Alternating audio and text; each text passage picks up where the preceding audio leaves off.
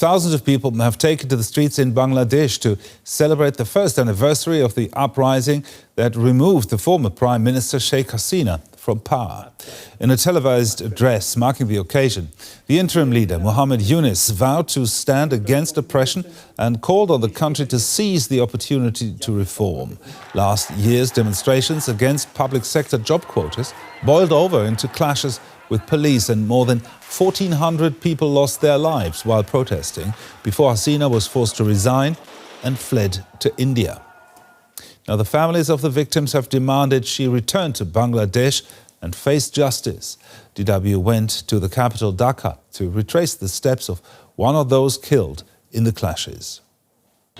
Mir Dipto wants justice for his dead brother.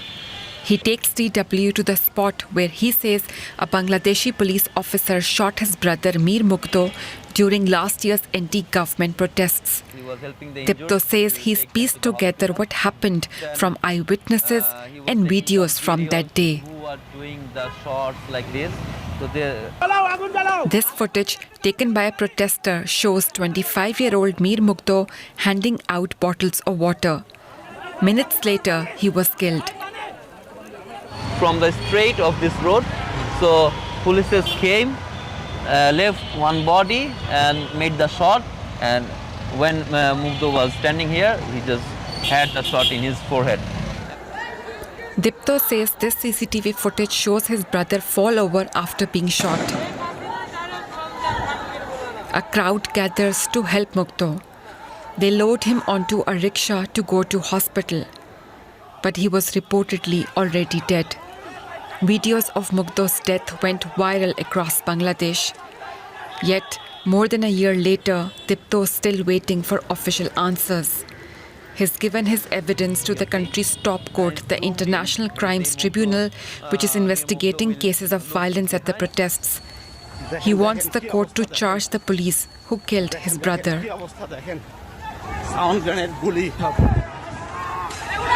We have given all these footages of this area. Each and every single camera footages we have collected. So there we can see who were the protesters, who did all the things, who were the witness and everything. So after giving all these things also, the charge sheet is still not completed. So which I can see as a big failure of the administration. Dipto believes the former leader Sheikh Hasina bears responsibility for ordering the crackdown. The previous regime, the Prime Minister Sheikh Hasina is solely first of all, she is the accused one. Then the administration under her, so who made it, who done all these things, so they are the accused one, and the system, so which made this happen. Prosecutors allege that Hasina ordered the use of deadly violence. The International Crimes Tribunal has charged her with crimes against humanity. Hasina says the allegations against her are politically motivated. A trial has begun, even though she's living in exile in India. Bangladesh's interim government has asked for her extradition. India hasn't said yes or no to the request. It only acknowledged receiving the request. The government kept pressing for it through diplomatic channels. We don't know whether India will take a stand in favour of justice or shelter a criminal. Dipto, who often visits Mugdo's grave, believes Hasina's trial is one step towards accountability and says he'll honour his brother by finding out the truth. Now let's bring in Meenakshi Ganguly. She's a Deputy Director of Human Rights Watch's Asia Division. Now, Bangladesh's interim government has promised reforms to make Bangladesh more democratic. Have these reforms been instigated or delivered? Thank you for having me. No, the reform process has been slower than we hoped. Initially, the interim government set up several commissions. Those commissions have submitted their recommendations. Now there is a consensus commission that is trying to get political, commitment to bring these reforms and put them into legislate these reforms. And that process has still not proceeded. Now, wouldn't free and fair elections be on top of the list of things to do for the interim government? The interim government has several responsibilities. Yes, free and fair election is one. Setting up mechanisms to hold to account all those responsible for serious abuses, including enforced disappearances, extrajudicial killings, and then, of course, the indiscriminate use of force during the July-August protests last year. All of these things have to be prosecuted. That's the second thing that they have to do. But there is also a very crucial need that has to be initiated now, which is systemic reforms to institutions that were all broken. Under Sheikh Hasina, the National Human Rights Commission wasn't functioning, the police wasn't functioning, the Rapid Action Battalion was a unit that committed serious abuses, but there was no accountability, nor was there accountability for police and army abuses. Now, all of these institutions need to be fixed. The entire criminal justice system needs to be fixed. Security sector has to be reformed. All of these are things that the interim government had already pledged to begin. Now, the government doesn't have that much time. The elections are supposed to be early next year, and there isn't that much time to bring these reforms in place. But unless these reforms are done, Bangladesh can slide again, which is why it is very important that institutions become robust. Now, what you've just outlined is, of course, a massive undertaking that will probably take years. But let's zoom in on Sheikh Hasina for a moment. Many Bangladeshis blame her for actually ordering the killings of the protesters, and she is now facing a trial in absentia. How do you see the trial being carried out by Bangladesh's top court? Well, the fact that she ordered these killings have now come out in these leaked audio tapes, where she does order. She clearly says, use lethal force, take them off the streets. These are really without any kind of orders, also to use proportionate force, to maintain public order, to not target peaceful protesters. None of those are set. What in the audio tapes, at least, the instructions seem pretty brutal. So therefore, there is that evidence which has already been submitted, along with other evidences that the criminal court has begun the trials with. She has not put up a defense. She continues to deny that she was responsible for these abuses, and in fact claims that she has done a lot for Bangladesh. Unfortunately, Sheikh Hasina's rule was extremely authoritarian. But we do have concerns about fair trial, because the same tribunal was one that had been used by Sheikh Hasina herself and where the right to defense was not protected, where people were hanged eventually without fair process. So we do hope that this tribunal is one that engages in due process, where there is credible evidence provided, and for that trial, that is the only way that Bangladeshis will eventually find peace. We remain concerned that this tribunal still has the death penalty, and we of course oppose the death penalty as a human rights organization. Now, Hasina has taken refuge in India. What's India's role here, and will she be extradited to Bangladesh? It's unclear. It appears that when she decided to flee exactly 1 year ago, the only country that she could have entered at that point of time was India, because it was a short flight, and then she went to Delhi, and the initial reports suggested that she actually wanted to go to the United Kingdom, where she has family. The United Kingdom has said that under the political asylum rules, if someone is in a safe place, then there is no responsibility. Then the UK has no responsibility to bring her to the UK, which means that because she's safe in India, she remains in India. What will India do depends entirely on the government. The Modi administration had backed Hasina in the past, including in the 2024 elections, which were clearly rigged, and eventually the opposition didn't even contest those elections.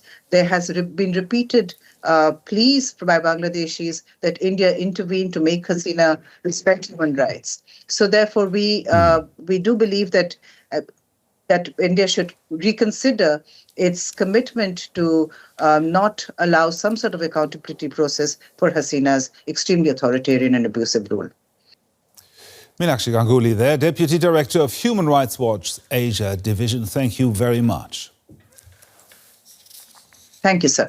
We can now speak to Ali Riaz. He's vice chair of the National Consensus Commission, the body tasked with leading democratic reforms in Bangladesh. Welcome to DW. Now, Yunus announced he will ask the Election Commission to organize a new national election in February of 2026. How important is this?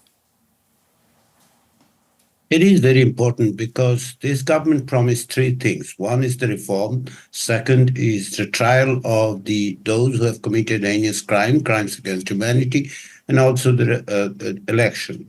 So now the country is now in the path to the election, and we are hoping that in the next months, the Election Commission would prepare for the election. But at the same time, there is some unfinished business, if I may call it. It is to make sure that the reform measures, which have been agreed by the political parties through the mediation of National Consensus Commission, would find a way for implementing those going forward, a legal binding that would help ensure that these agreements, the consensus, the reform measures that they have agreed would be implemented. The interim government has been precisely criticized for being very slow on the delivery of reforms. Why is that? It is because, first of all, they had to take care of the immediate things. Some of these reforms that needed to be addressed immediately have been addressed. The government is working on those, but some of those involve a long-term approach to it. And the government initiated some conversation, but beyond that, through the National Consensus Commission, we have brought together the political parties, talked with them, and tried to bring them together on the major reforms, particularly which are fundamental for democratizing the country. So there has been some progress. It has been, some call it slow, but it has been very inclusive. It has taken a deliberative approach to reach to consensus so that the process goes forward with the support of everybody. Human Rights Watch has accused the interim government of arbitrary detention to target perceived political opponents. Is the government following the due process to arrest political opponents? In most of the cases, it is. I am a little bit disappointed to see that some of those instances where the due process might not have been followed. Because of these legal measures that they have taken, I would have expected that the government would follow the due process and also be very cautious and in terms of making sure those who might be innocent are not being apprehended. But it is a challenge for the government because the legal system itself is very slow. And in some cases, what happened is these law enforcement agencies, which has been operating practically under the same rules that the last regime operated under, that has allowed them to take on some of these cases. But I'm hoping, and there have been some indication, the government has taken it very seriously, and they're trying to sort out some of the things that shouldn't have happened. Former leader Sheikh Hasina has, of course, taken refuge in India. How confident are you that she will eventually be extradited to Bangladesh? This is $1 million question. I hope the India would actually attach to the extradition treaty, particularly after the trial process ends. It is anticipated that the trial process would take few months, and hopefully after the verdict, if that verdict actually convicts her, there would be a legal requirement that she should be extradited. There is an extradition treaty with India. But the point is not only about the legal part, it is the political part as well. The Indian government's approach to Yunus government, particularly towards the Bangladeshi, those who have made this mass upsurge a success, they are still in, Sheikh Hasina and her party is calling them terrorists. She is having these video messages inciting people for violence. All these things are being supported tacitly by Indian administration. That is very painful, and that is what I would like to see that it stops. So I'm hoping that going forward at some point, India would recalibrate its policy towards Bangladesh and would take stock of the reality and then, move forward. There's Ali Riaz, member of the National Consensus Commission, the body tasked with leading Bangladesh towards democracy. Thank you so much for being on DW today. Thank you.